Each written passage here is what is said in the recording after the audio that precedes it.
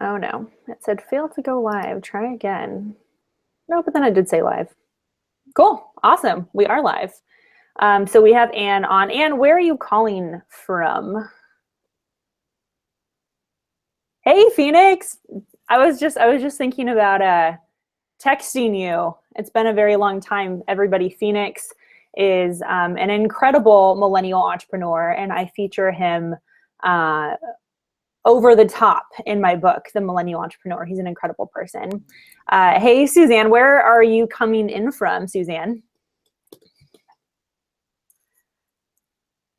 We're starting to get some people who are filling the chat bar. Connecticut, very nice. Suzanne is in Maryland. Very nice. I'm in Virginia. Hence it being dark outside. It is starting to feel very much like fall. I was telling my husband today we were going for a run because we live literally right next to Arlington National Cemetery. It's right there.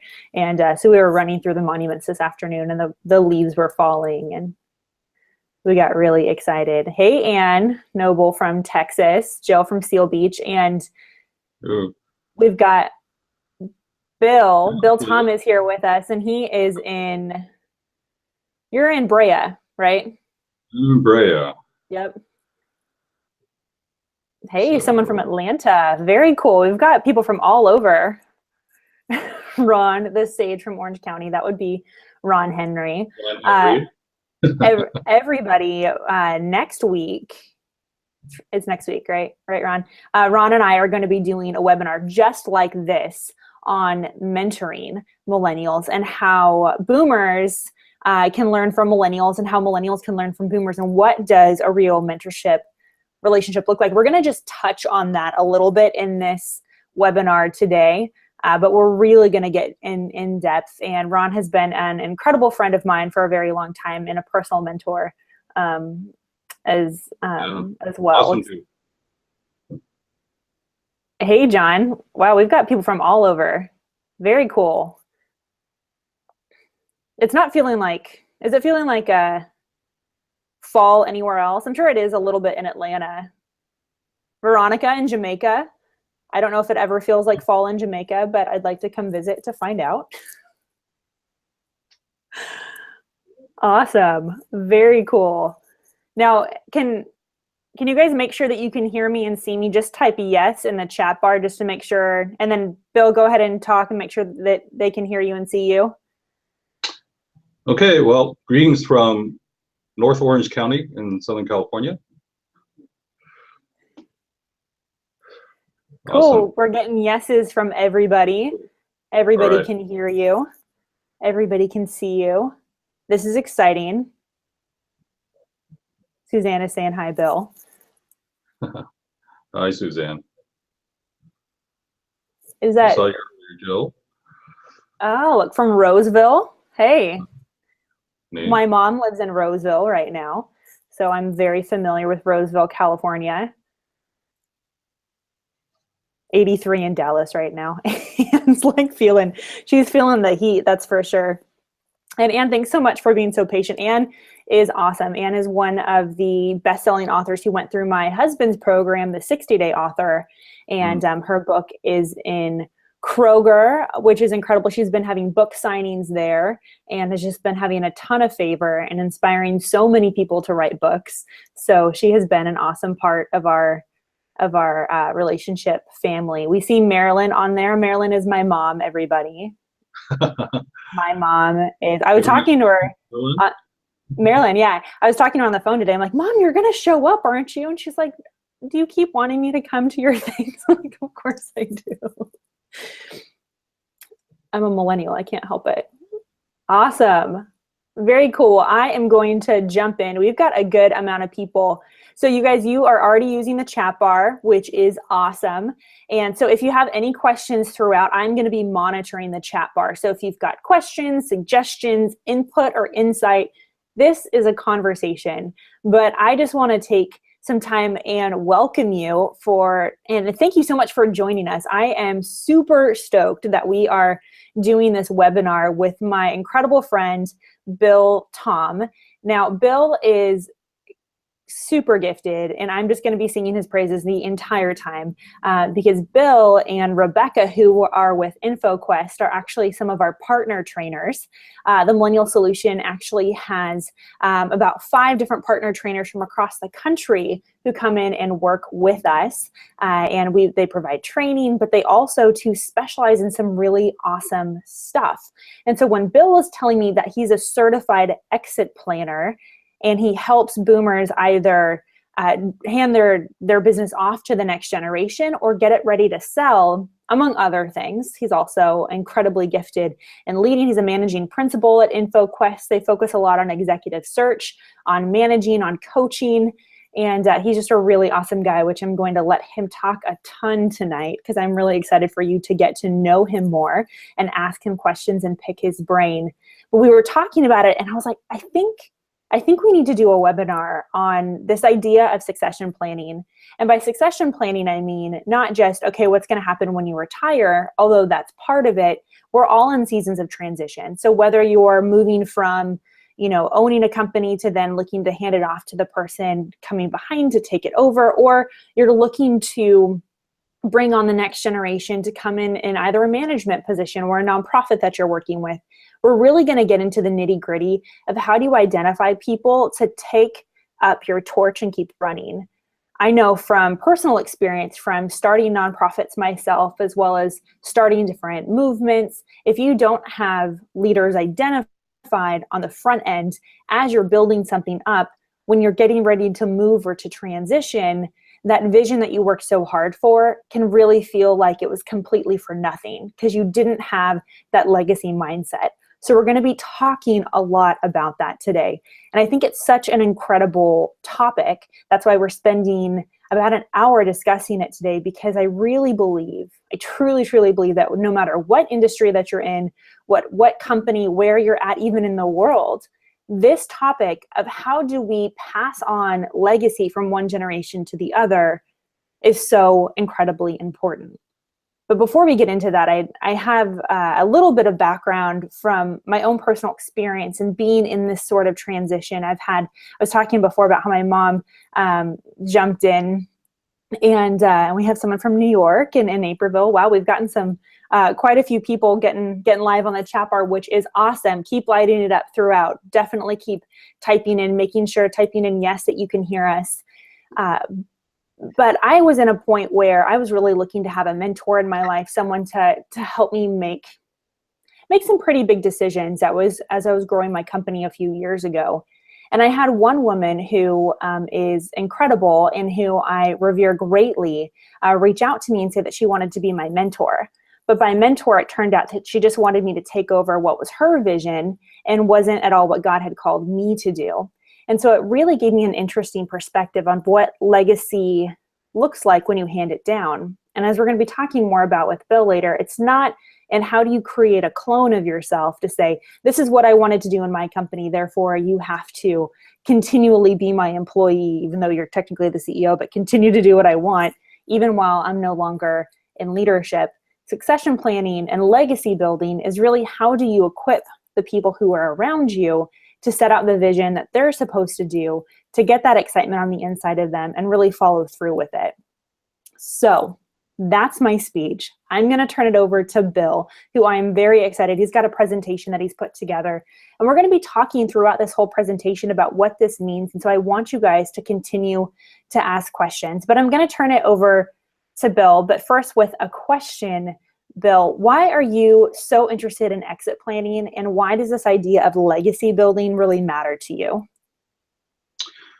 Well, thanks, Gabrielle. First of all, it's a real pleasure to be here, to be sharing with everyone all around the country and even outside the country. So I think that's really awesome. Great audience. The reason why I got into the area of exit planning, and quite frankly, the reason why I do anything within our business here, is that it was really born of a need of my constituents, the people that I serve, the business owners, the CEOs that I work with, and that is, with a lot of CEOs and business owners, they're at an age where they're baby boomers, or even I've even got a few traditionalist folks. Actually, one of my clients just turned 80. So we celebrated the 59th anniversary of his 21st birthday. And it's really the fact that they were looking to exit out of their business. And in exit planning, it's really a very holistic, multifaceted activity. First of all, most business owners have never really sold a business before.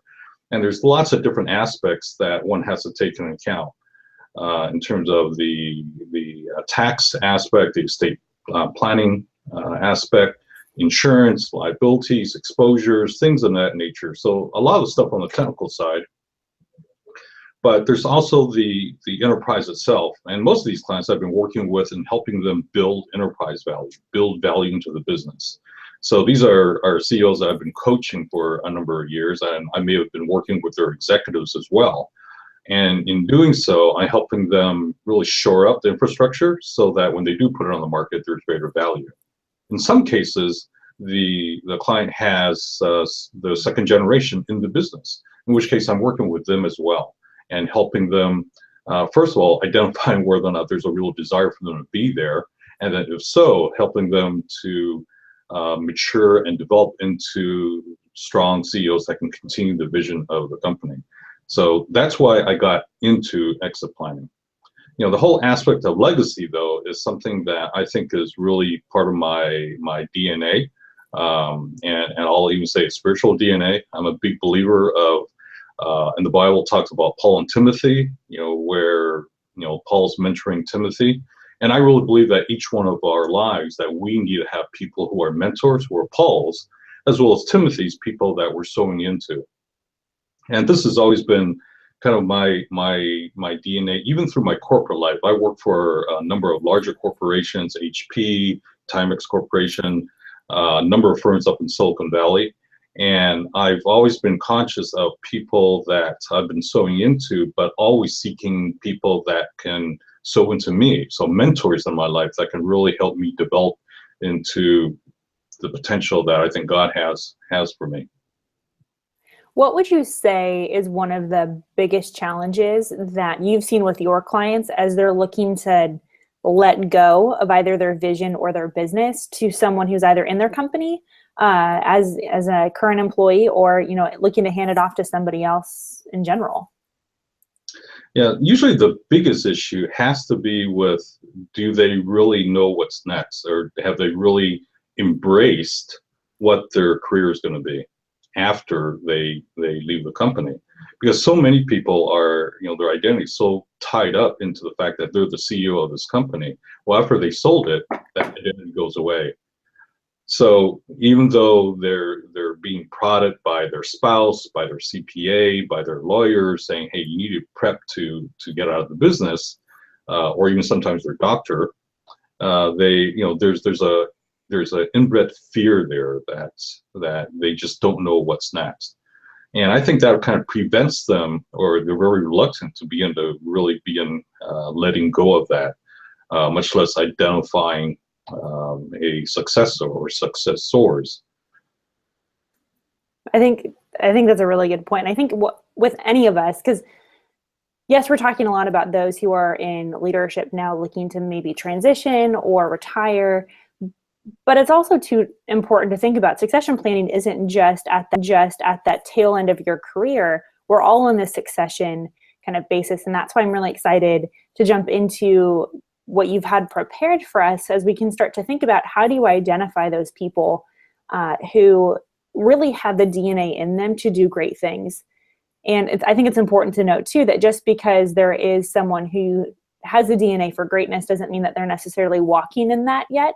And so it's important to say, okay, well, this is where they are now, and I realize I need to help them get to that next step, rather than completely writing off an entire generation, because we may not be as polished, or we may not be as prepared as some leaders would really like us to be. And I can say, as a millennial, and I see this with my peers all the time, that there is a frustration that we aren't taken seriously a lot of times for leadership positions, because we're still growing up in a lot of different ways. And so I'm excited to talk about, how do you in a very practical way, because this is what I love about Bill. Bill is super practical. In a very practical way, start to apply principles of leadership. And leadership is like a cool, fluffy word. You know, most of these books behind me, all the covers are ripped off. My husband did it to make it look cool, but they're actual books and we do actually read them, but most of them are about leadership.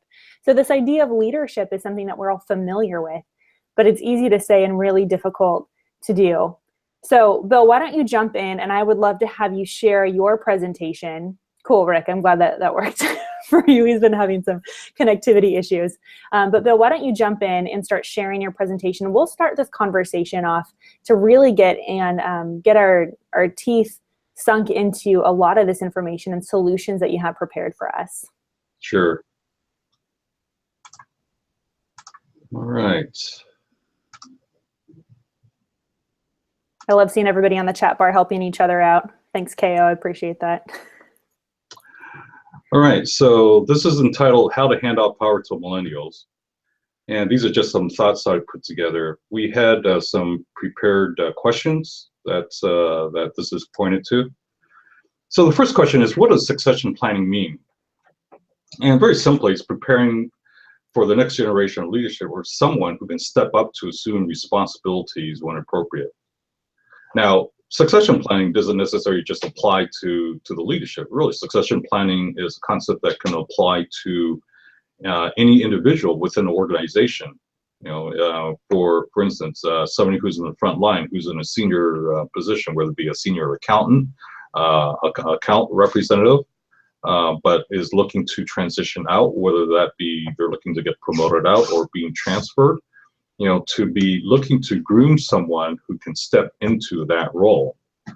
In my situation with our business, because we work with a lot of business owners, you know, succession planning really involves, you know, identifying the next generation leadership that will take over the company, and that includes the CEO. It could be other key positions within the company.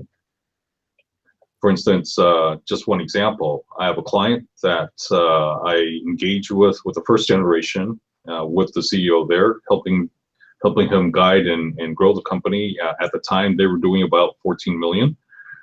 There was a number of family members, second generation, that were in the company. A couple of years later, we identified that there was a need for the first generation to exit for a number of different reasons, health being one of them. And we began a process of identifying within the second generation who's going to be the CEO and what the role of each individual is. So, you know, that took a couple of years to execute, but we did that. And today the company is, they've grown about sixfold, and extremely profitable. And we have individuals, the second generation, the children, who are essentially older millennials, borderline X-Gen folks, and they're doing an outstanding job growing the company on their own. But it took a certain amount of development in order to achieve that, and foresight by the first generation to identify that there was a need in order to prep the second generation. I have another client who is looking to exit the company and sell the company. However, you know, there are no family members, and he realizes that there's no executive within the company that is strong enough and qualified to be able to assume the CEO responsibility. So in that case, succession planning begins with a discussion of who can we bring from the outside and what are the qualifications of this individual to be coming in. And that's where we engage them from an executive search standpoint. So when we look to identify people who can take over to succeed, you know, there's 4 C's that I look at. I think a lot of people have, you know, heard about the 3 C's. These are the 4 C's that I've kind of settled on. Number 1 is capability. Do they have the skills, education, training, or experience to really assume the role that they're being groomed for?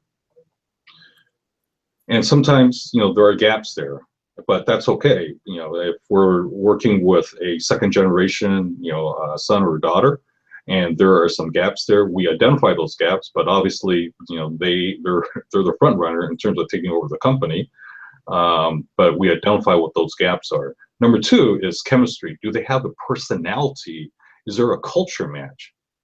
Really, when I look at the workplace and the relationships that are there, it's not unlike any other relationship. When we go out and do a search, we take a lot of time and effort to really characterize what the culture and the personalities are of the key people that they're going to be interfacing with. So we essentially take an eHarmony approach. The people that we put into key roles, they have to really match well with the people that they're working with. Ideally, it's a place where you really enjoy the people that you coming into work. 5+ days out of the week, and again, the reality is that we spend more time with people at work than we do with our family, and that's a sad fact, but it's a reality.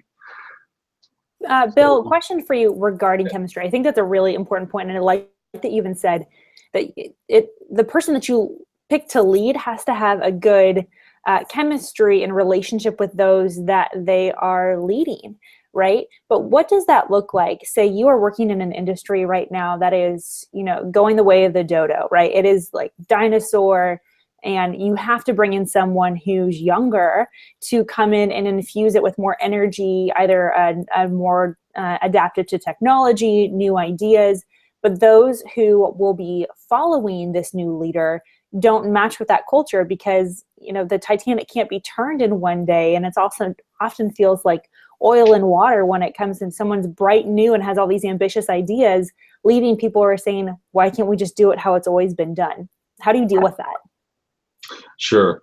So and that's a great point, and that is one of the challenges that the second generation has in coming on, because they're inheriting a culture that was developed by the first generation, and oftentimes there isn't a strong culture match. But really, what we do then is that we focus on the business itself.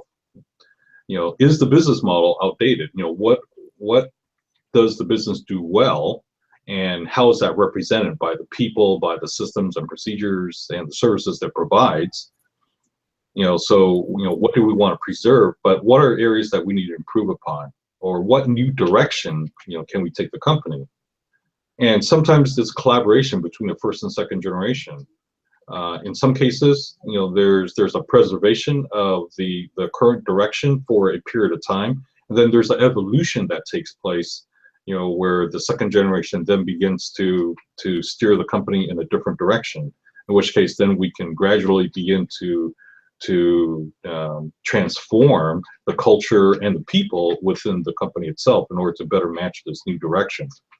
Rarely does a succession plan work where somebody comes in and they entirely change the culture, and they let go of people that have been there for years, loyal to the first generation, and they bring in their own people. 99% of the time that doesn't work.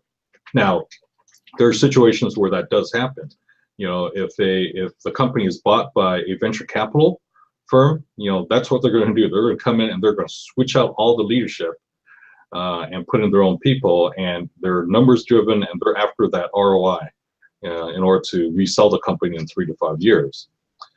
In just about every situation I come across, whatever corporate culture was there has been pretty much destroyed, and the people that hang on are people that really don't have much of a choice in terms of their work alternatives, or they're further down the ranks where they just ignore all the chaos that's going on, and they just kind of stick to what they do, and that's it. Just keep their head down.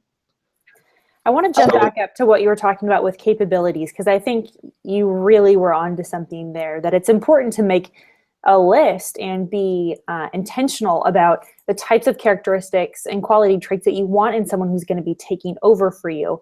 But what does that look like, and what kind of honest conversation does a leader need to have with themselves, rather than saying, well, this is what it takes for the job through your own eyes? How do you get that outside perspective? And frankly, how do you choose someone who has some of the skills, the insights, and even the experience that you don't have? Right. So the first thing is to identify, if the job can talk, what are what are the skills and personalities and motivators that really describe that particular position. We have this process that we call job benchmarking, where we will take stakeholders of this particular position. So that could be, the current ownership, it could be key executives within the company, board members, and we have an extended conversation in terms of what this position really entails, starting from why does it exist, all the way to what are the responsibilities, and then to what are the key accountabilities, the skills, the KPIs, key performance indicators that will measure whether or not whoever fills this position has done a good job. And then in taking that, then we go through an assessment process. And I'll be talking a little bit more about that further into the presentation. But we essentially characterize what that ideal position is, and then we'll take candidate, whether that be a second generation millennial or an outside, potential president, COO, and put them through assessments, and we'll do a gap analysis. We will look at all these different aspects of who they are, compare that with the benchmark we've identified, and we identify the gaps. And if we're talking about a second generation family member, millennial or otherwise, we'll identify where those gaps are, and chances are there are going to be some gaps. Then we identify an executive coaching program that will help them be built up in these particular areas. In some cases, the gaps are so significant that it really isn't practical in order to sew into that individual so that they're really competent in a specific area. In which case, then we look at the management team around them and say, what can we do in terms of supplementing this area with somebody that's stronger? For instance, we may have someone who's not very strong financially and just really doesn't have that skill set. And yet it's important that a company is run by the numbers, that that they're looking at the key performance indicators to ensure that the company's being grown in the right direction. Well, that means that we just need a much stronger CFO or financial individual that can supplement the owner. And it's important that the CFO has a personality that really fits with the new CEO. I want to hear from some people in the chat bar too, and just mention whether or not you've had experience in either passing down a leadership position or being groomed to take over the leadership position for someone else. I'd love to see people's experience as Bill keeps going through this slide to see, hey, yeah, that's resonating with me. Yeah, that makes sense. Yeah, I've been in that position myself. So just start to respond in the chat bar. I'd love to get your guys' experience. So while you do that, let me continue. So I talked about capability, chemistry, which speaks to personality, and do they fit the culture? And even if they don't currently fit the culture, is it what is the culture that they're looking to build, and is that an appropriate direction based on the new ownership? Third one is commitment. Do they have the values and the passion in order to manage this business? What I find in working with a lot of family business is that oftentimes the second generation are in the business, but they're there reluctantly. They're there because they feel an obligation to the parents to be there. And they oftentimes kind of bury or cast off any personal vision that they may have. And what we do is that we have those conversations with them one-on-one to ferret those things out, and we put them out on the table. One example is a client that we had where we were transitioning from first and second generation, and there was two individuals, a brother and a cousin, that were in the business. And one of the brothers wanted to be a firefighter, and the second individual really wanted to go out and start his own business and kind of make his own mark in the world. Well, through a period of discussion and throwing these out on the table so that everybody's aware, they finally realized that, we do want to commit to being here for the next 3 years, but we still have those aspirations, and there's an understanding that after 3 years that they would come back and revisit that. Well, what eventually happened is that we put the firefighter into a sales management role, which he really embraced. And in 3 years, he realized that this is really what he wanted to do. The second individual, who wanted to make his own mark, we ended up growing the company to such a point where we were able to spin off a particular business unit, a separate division, where he was now the president of that particular division. He had the opportunity to be able to grow that from a very small amount of sales. Yeah, that's a great point. I had something very similar happen. Actually, when I was out in Orange County, I was speaking to a group out there, and then one of the gentlemen who was in the group pulled me aside later. Interesting, it wasn't in front of everybody else, but he had said that he was in the process of handing down leadership of his fairly large company to a millennial. And he said how disappointed he was that this young man wasn't as committed as he was to take over this company. I started to pry and ask some questions. I said, what do you mean by committed? And it turns out that this man shared with me that the young man who he wanted to take over actually had a side hustle on the side. He was building pieces of art and selling them on Etsy. And I was like, that is awesome. That's so cool. But what it turned out that this owner had viewed the fact that this young man had something else in his life he was passionate at and also to making money with. And he saw that actually as a threat. And so I started asking him, I said, hey, is it that he's spending less time? Is his work suffering? Is his performance in jeopardy? What's going on here? And it turned out, he said, no, he's outperforming everybody else. I'm really impressed. I'm not dissatisfied at all. And I said, well, if you didn't know that he had this other thing on the side, would you think twice about selecting him to take over your company? And he said, no.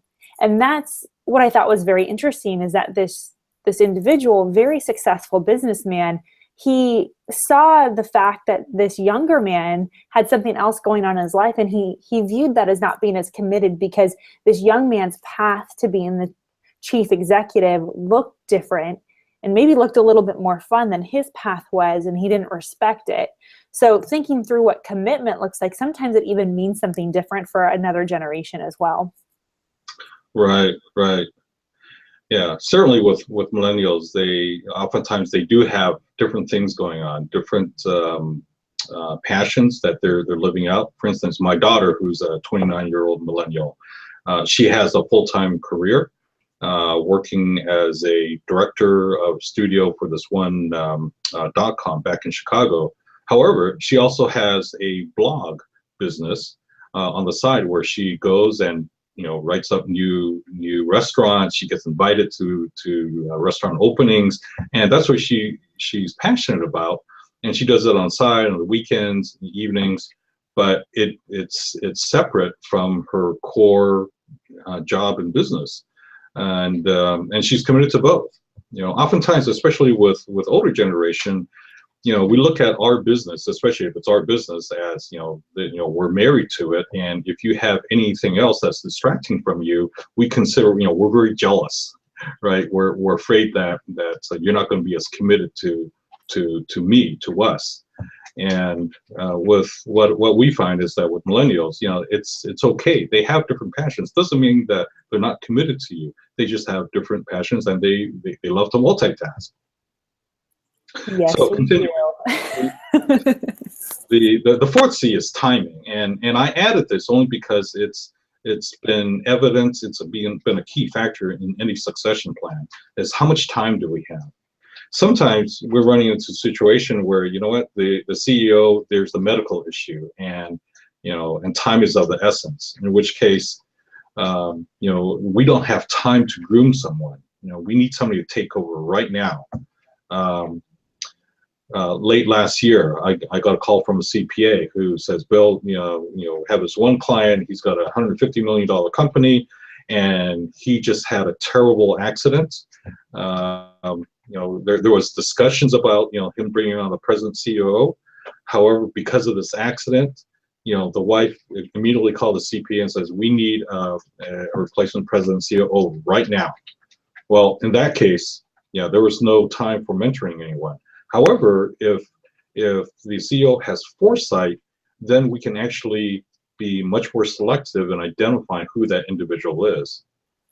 Some of the worst things that can happen is if let's say a business owner has every intent of giving it to the second generation, let's say a son, and but was not actively grooming that individual, And most CEOs that I work with, they think they're going to live forever until they don't, and there's a medical event that causes them to think otherwise.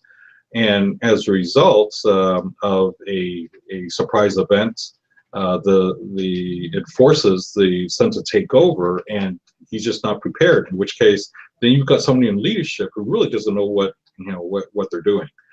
And I don't think that's just a leader thing.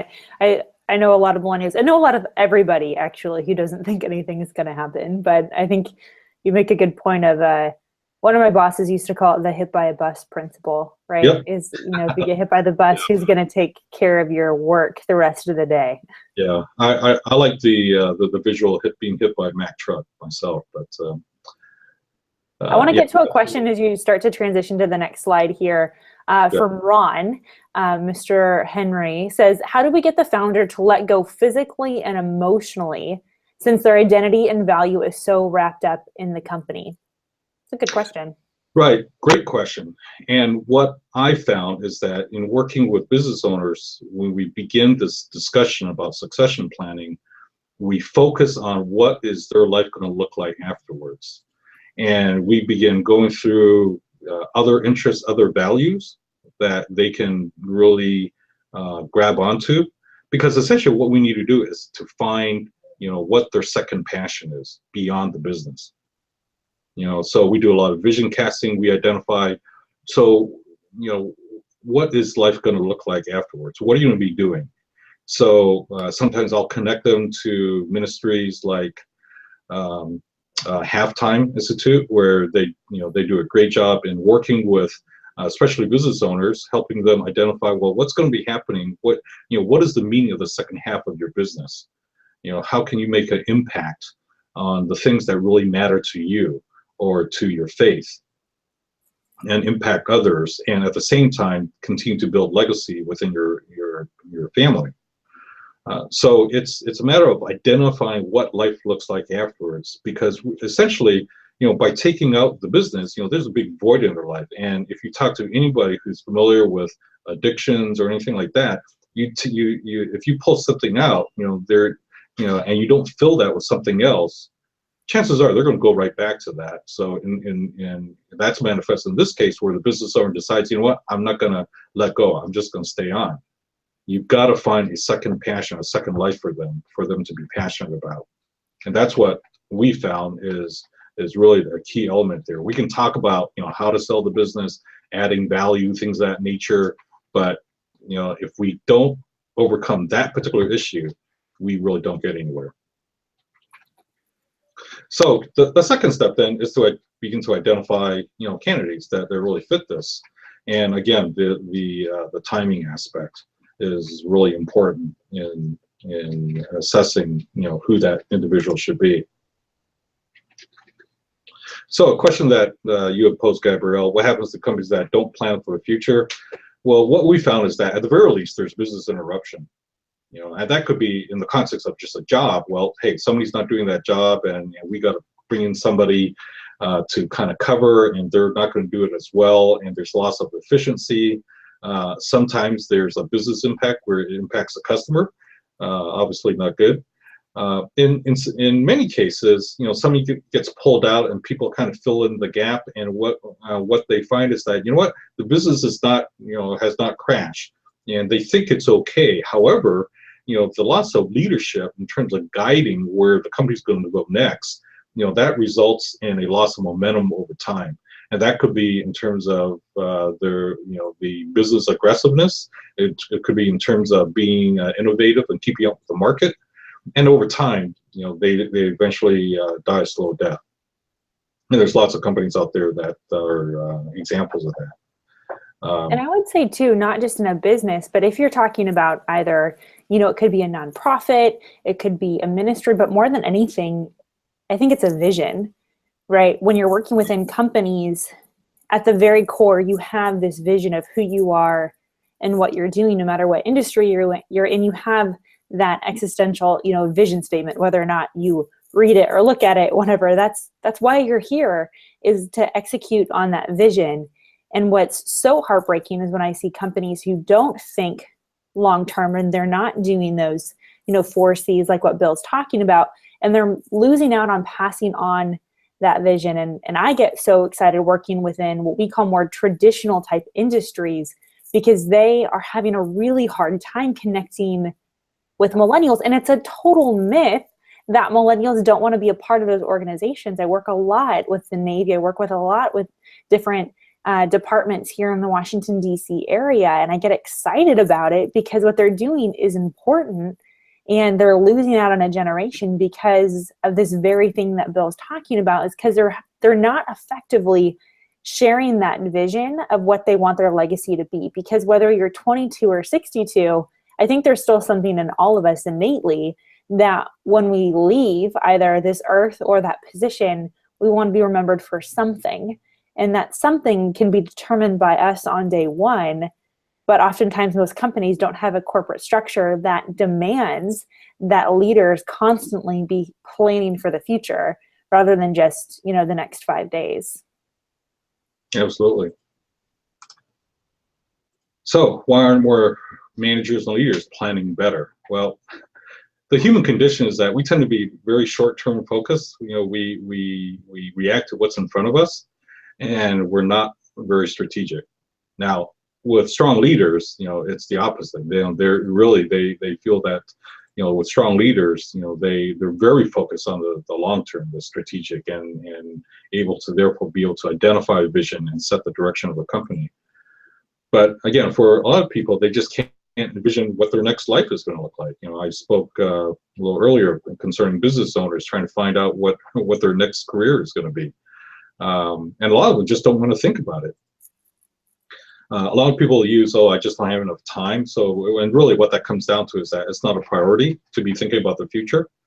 And there isn't sufficient external motivation to make them do that. I have a client that just turned 80, and the only reason why he's talking about exit planning is because his wife doesn't want to be left with the company when he passes, and his CPA is telling him, look, you need a succession plan to be able to continue, have someone guide the company, and also, for the value of the company not to take a huge, dive when he passes. So again, now we're talking about bringing on the president COO in order to be that exit plan, so that he doesn't have to be there at all, or he's just there as much as he'd like. I see a question here, or really more of a statement from Keith. Hey, Keith, thanks for joining us. I'm really glad that you jumped on. And Keith mentions that from a DoD perspective, it's difficult when it comes to the Chronos, that time frame, because trust is earned over time, particularly with culture like the DoD, Department of Defense, that is much more merit-based. And by merit usually tends to be, you have to achieve one thing and then the other, and it's very successive. Whereas a millennial, we have a very truncated view of how quickly we should rise to power. Sometimes it's not congruent with reality, but oftentimes we're starting to see two sides of things really mashed together, where we're talking about someone who's in leadership who might be ready to retire and move on, wanting to hand off leadership to a millennial who they may think is not ready just because they haven't had as many years on the job that may be necessary or may has even been expected in more historical terms. So I appreciate your perspective there, Keith. Go ahead, Bill. Yeah, and I think it's a very real and valid perspective in any environment. In order to be able to prove that you have the skill sets to be able to ascend to a particular responsibility and therefore position, you need to be able to prove that you're able to handle that. And what I find is that, as opposed to the military, where there are very key and clear, achievement things that need to be accomplished, a similar structure can be set in a private business situation as well. But it's a matter of someone who takes the time to sit down and to identify what those key events are, key accomplishments with the individual, and helping them achieve those things. What I find is that millennials, they're looking for mentoring. I mean, they're craving it. All right. And part of that is really connecting with the individual and giving them the roadmap in order for them to be able to achieve, the role, the responsibility that they aspire to. But for what I find is that for a lot of managers, that roadmap doesn't exist. And for that matter, the mentoring relationship doesn't exist. So there's this loss of communication, and therefore, if the path is not clear, it's very easy for the millennial to begin to disengage and get discouraged, and then leave. Brilliant point. And we see that so much with our work with the Millennial Solution, exactly on that many managers are saying, well, why did they quit? Didn't they know that they were up for a promotion? Or didn't they know that I wanted them to take over for me when I left the company or when I moved on to a different department? Like, no, they actually had no idea.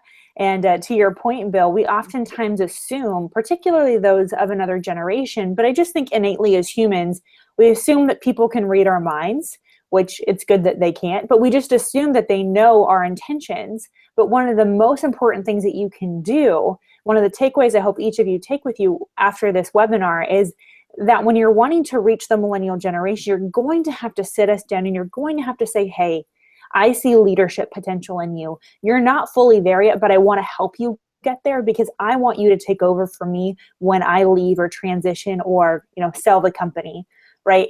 Take those moments to say, I see leadership potential in you. I want to invest in you. I want you to get to where you need to be, and I'm committed to your success.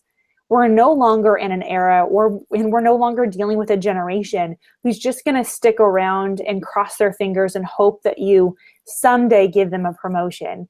They're living in a very competitive market. LinkedIn is constantly pinging on our phones, reminding us that there are more opportunities out there and people who will take us more seriously than you are. So it's a very competitive market, and I would really challenge you to take those moments with those individuals, those millennials that you see have great potential, and take that one-on-one, like Bill was talking about, that mentoring type of relationship. Bill, you're doing awesome, by the way. I'm loving this. I hope you guys are loving this. This is incredible. KO's like, Bill's on it. Keep going. I appreciate that. So 3 tips of succession planning. Number 1 is have a comprehensive process on how you're going to do that. And I'll talk more about that in a little bit. Number 2 is use assessment tools. There are tools that are out there that can help you look under the hood of various individuals. Don't just rely on the resume. And then number 3, find and develop the right talent. And finding the right individual that has the upside potential to step into the position, this critical position that you want them to do well in is key. So starting out with the right clay is extremely important. So to expand on that, having a comprehensive process. So I talked about an assessment, a job benchmark. So assess what the key position looks like. What are the skills that are necessary? What's the personality? What kind of behavioral styles does this person need to have? What kind of motivators should this person have in order to really resonate with this position? And then we go through a process of identifying who that talent is, various candidates, and we do assessments on those individuals as well. And then after we identify the key talent, we then engage with them with a coaching process, and we look to develop them.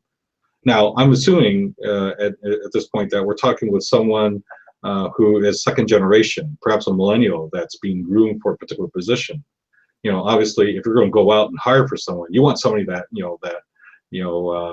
crosses all the I's and dots the T's right away. We want somebody who, as best as possible, fits every single aspect of that particular position and really resonates with the key people there. But working with the second generation, you need to have a plan to develop them. Again, a lot of times I come across family-owned businesses where there really is no formal plan in helping the second generation develop into the leader that they need to be in order to manage the business well. And that's I see that as a shortfall, but I also see that as a huge opportunity as well, in terms of being able to help someone grow into a position that that really the first generation can be really proud of.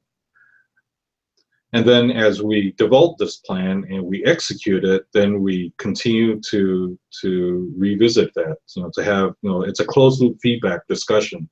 All right, are you making progress? What are some of the obstacles you're running to? What resources can we bring in play? Additional training, other resources that we can engage you with in order for you to develop to the position and the individual, the leader that we know you can be. So this is a process that we engage in on a regular basis with a number of our clients, helping second generation grow to positions of leadership and authority, and doing so in such a way such that the company becomes a part of them as well, where they have passion and commitment in driving the business to perhaps even a higher level of performance than the first generation has. Oh, I love that. I hope you guys grabbed that. He said that they have a higher level of passion and performance as the other generations do. Now, I want to remind you guys that there is the chat bar over on the side. And so throughout this presentation, we've got about 10 minutes left, and I want to make sure to optimize it. So if you have questions, do not be shy. We're going to be answering those questions as Bill continues to present. But I want to go off of a little bit of what you were saying, Bill, because I think you really touched on something, is how do you, right? How do you, as a business owner, pass on the vision of something in a position, a company, a ministry, whatever, and then say, hey, I want them to be more excited about this than the person who founded it. And that's when when that transition happens, that not only was the best person for the job, but I think it also is a reflection on how well that person was trained. And that's where you have to tap into. With millennials, it's a very different generation when you're passing on leadership to. You can't just say, this is a great job, it's got great benefits, it's a position of prestige, or, whatever, fill in the blank for whatever thing could have motivated someone in the past. We're dealing with a generation who says, if we aren't personally passionate about it, we're not going to do it. We're more likely to take a job that we feel makes a difference than makes money. So how do you tap into this generation that says, yeah, sure, I'll do, the accounting job, or I'll do the account management job, or even the executive position, but I need to know that what I'm doing really matters. And that is an opportunity, and a coaching opportunity, I think, is what Bill's talking about for you as you're grooming this person to come in, to give them that perspective, and even to sit down with them. I mean, this is what Bill and his team do for a living, is they really coach leaders to help them understand, what am I uniquely qualified for, but more than that, what am I uniquely passionate about, and how do I fulfill that on my job as well? Absolutely. I talked a little bit earlier about using assessments. I like to use this graphic in that, we're comprised of a lot of different layers. And, we have intelligence, we have emotional intelligence, motivators, things that motivate us, our interests, education, training, experiences, our skills and competencies, acumen in terms of how well we see the world, and then our behaviors. One thing I'll point out is that the resume looks at 2 layers of this. There's all this other aspects of who we are as individuals that really the resume does not say anything about. And we rely on just a few hours of interviewing in order to get a sense of whether or not there's a match in these other areas. Well, I'm here to say that there are assessment tools in all, for all those other dimensions as well. We have those tools. And we'll create this job benchmark. And this is an example from one of our gap analysis, where we've done the job benchmark. We've identified, in this case, the key competencies, key skill sets that are most important for this particular job. All right, and we assess candidates, and this particular candidate, blue and green are really good. Yellow is danger. Red is like there's a total mismatch. So in the area of motivators, here's a job where it's really important that this person be utilitarian, which is return on investment. But the score was only a 2.8, so there's a strong mismatch there. Just as an example. I love this graphic. It's on our website. With the right people, you can accomplish anything. I truly believe that. I've developed that belief in my corporate career, working for large corporations like HP to even small enterprises. That the people that you surround yourself with with the right people, people that have the same vision and drive and commitment that you do, where there's great chemistry and the right skill sets for the jobs that they're each in. I've seen businesses accomplish incredible things with the right people. Conversely, if you have somebody who's mismatched, they are not just a drag on the company, but they have the potential to drag others with them. So that's why in the area of executive search, we take a lot of time and effort in order to find, that right person. We utilize assessments extensively for that, as well as some other techniques. Specific techniques for handing off power. Mentoring, we've already touched on that, and I know that in a future webinar, you, Gabrielle, and Ron Harry are going to be speaking about that. But mentoring is huge. It is the #1 tool that I tell all of my clients, all of my leaders that I work with, is what they need to embrace. There's a huge difference between somebody who's a manager that just monitors what their people are doing, make sure they're getting the job done, versus a mentor that can help build up the individual to be able to accomplish things even beyond what they can accomplish, where a mentor sees a potential with someone, with gifts and talents that are untapped, that they have potential to really resonate with in living out their calling. That's where a great mentor can really make a difference. And even though, just as a side note, even though, I'm a coach and mentor to a lot of business owners, I recognize that I myself, I need Pauls in my life, and there's a number of people that play that role, but I have a formal individual who's my executive coach. His name's Ron Price. Awesome individual. And we resonate in terms of our values, our background, our spiritual values in business. This guy's done things that, that I certainly aspire to.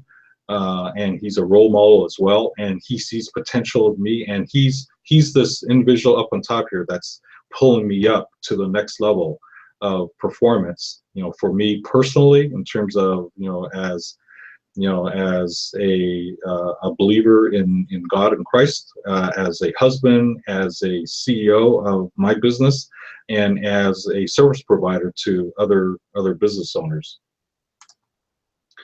And the reality is that if we choose not to be mentors and we just have people just do their jobs, that implies that we're really not connecting with them.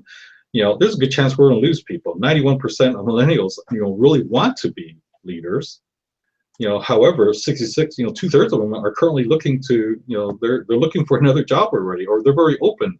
What I found is even millennials who aren't actively looking, they're, it's competitive out there, so they're being, sought out, they're being recruited by people, and there's additional money being thrown at them, there's additional responsibilities, there's glamour of this new job.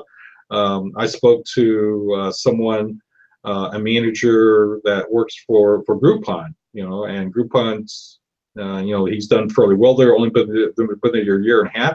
He was out on the West Coast. Actually, he was one of the groomsmen of my daughter's wedding, which was this past weekend. But he just shared with me that, while he was out here, he got a call from Facebook offering him another $15K to relocate to the West Coast. So even though he wasn't looking, and he was perfectly happy where he was at, and he was being mentored and so forth, he's really thinking seriously about making the jump, and he's only been at Groupon for a year and a half. So, people who are good talents, you want to be as close to them as possible. You want to be engaging them. You want to be, helping to identify what their gifts and talents are, and for them to be, quite frankly, all that they can be. The other resource that I use a lot with a lot of my clients in helping one generation to connect with the other one is, there's this one book called Make the Noise Go Away by Larry Lin, who was the CEO, also co-written by his COO, Ken Kohler. But the concepts here are really concepts that I use in a lot of my coaching situations. It doesn't have to be CEO, COO. It could just be an employee and their immediate supervisor. The concepts are still the same, but things that help each individual connect with each other and to develop that trust and confidence in each other. So there's a lot of points I've got here, and I apologize for the busyness of the slide, but certainly make note of the book. It's a great read. Strongly recommend it in terms of ways that you can engage. For those of you who have bosses, if you begin to embrace these principles, you will, I guarantee, you will connect, in a much stronger way with your boss. And if you work with your employees, they will be much more valuable if they embrace these concepts as well. I'm going to jump in and start to answer some of the questions that are popping up in the chat bar, which is awesome. This is great. Laura, her question is, what role does prayer play? And I think that's a really important point. When you are mentoring someone in a spiritual sense, where it's much more personal, I think that is something that is what Bill is talking about with his own mentor.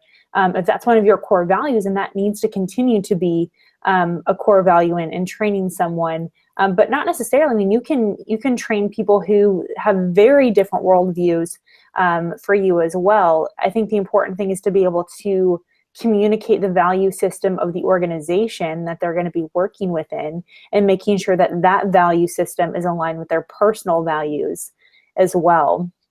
Keith has a question. Oh, go ahead, Bill. Just to jump in really quick on that.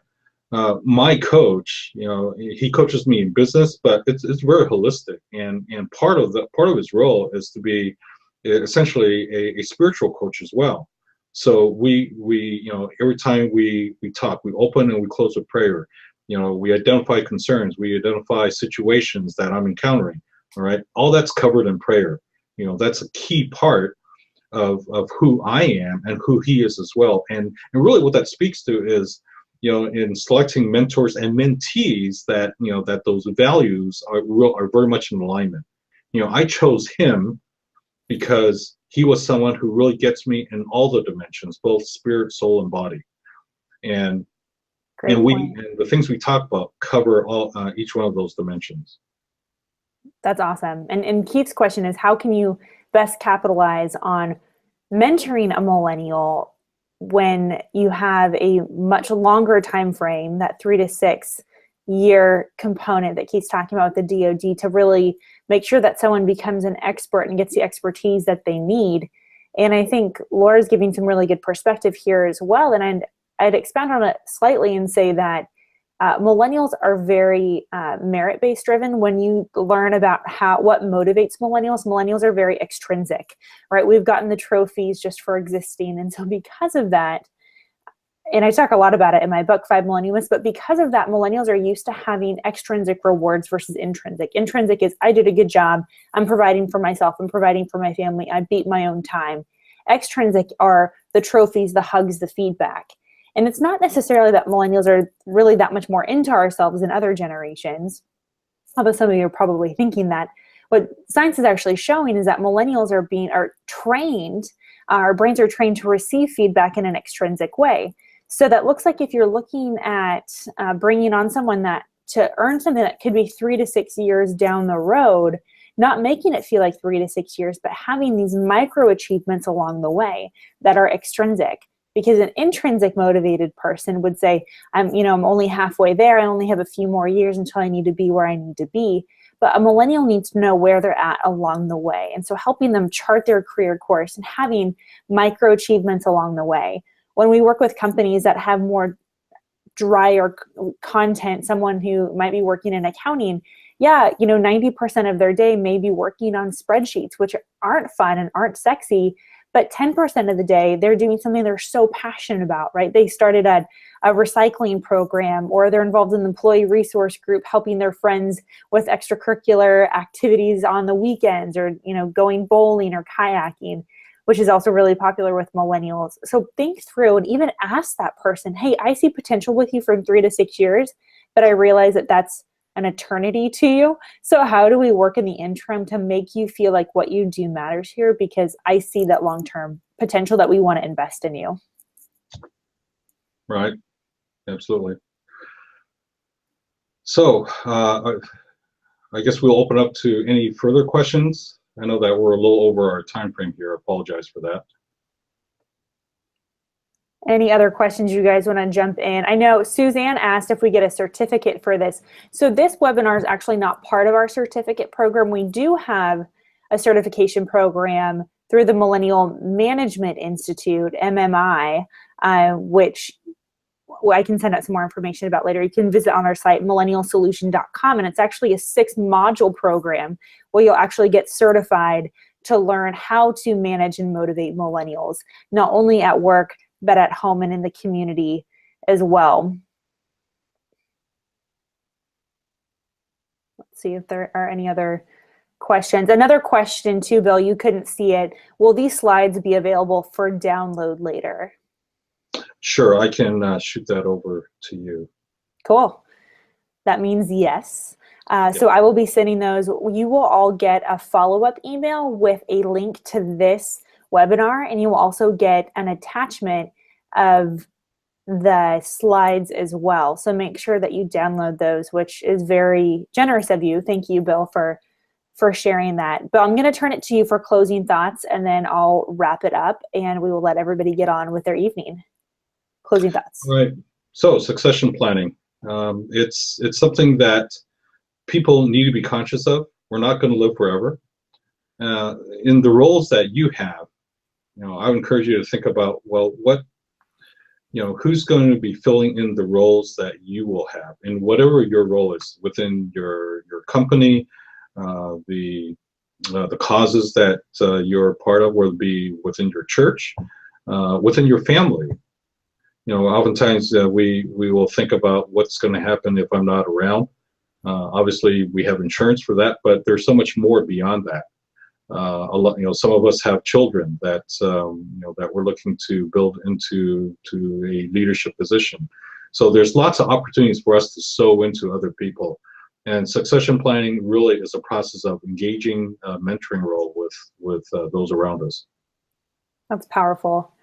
Thank you, everybody, for joining us. If you have continued questions and you want to follow up with us individually, I'm going to be sending an email as soon as we get off here, and I would love to continue the conversation. But I am so excited that you are all here and you're committed to learn how do we continue to grow, whether you are a millennial just entering the workforce, or you're someone who's established, either looking at exit planning for yourself, or just trying to think of how do I create a long-term vision that continues to get better with age.